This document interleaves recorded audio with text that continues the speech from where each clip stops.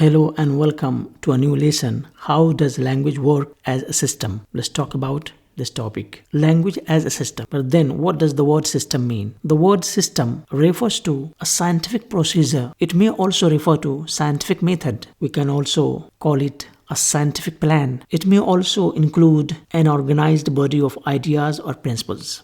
In brief, what I mean to say is that anything that is considered as a system has definite rules, has definite patterns, has scientific outlook. There is no room, there is no place for feelings, emotions, or unverified ideas.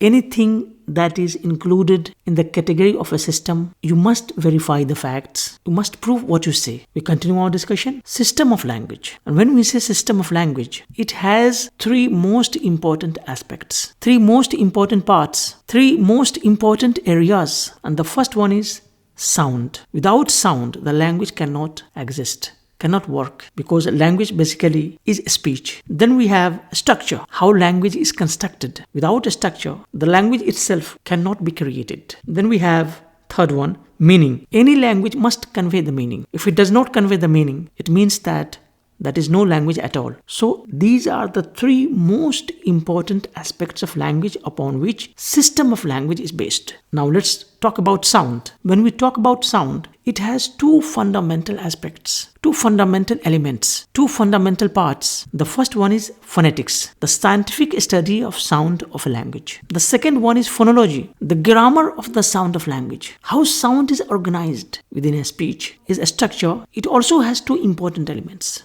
And the first element is morphology. It is the scientific study of the formation of words, how words are formed, how words are made, how words are created with the different elements, with the different parts. And it also has another element, that is syntax, the scientific study of sentence, how sentence is constructed, how sentence is structured. And likewise, we have the meaning, and the first element that comes within the category of meaning is semantics, the scientific study of meaning. And it also has another element, that is pragmatics, the scientific study of the use of language in the context, in the situation. These are what we have just talked about.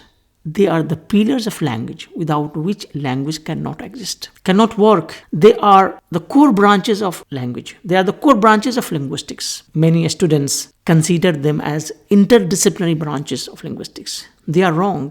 They are not the interdisciplinary branches of linguistics. They are the core branches of linguistics, fundamental branches of linguistics, primary branches of linguistics. And that is how we can categorize each aspect of language in this manner. Hope you understand the concept in this brief lesson. Thank you and goodbye.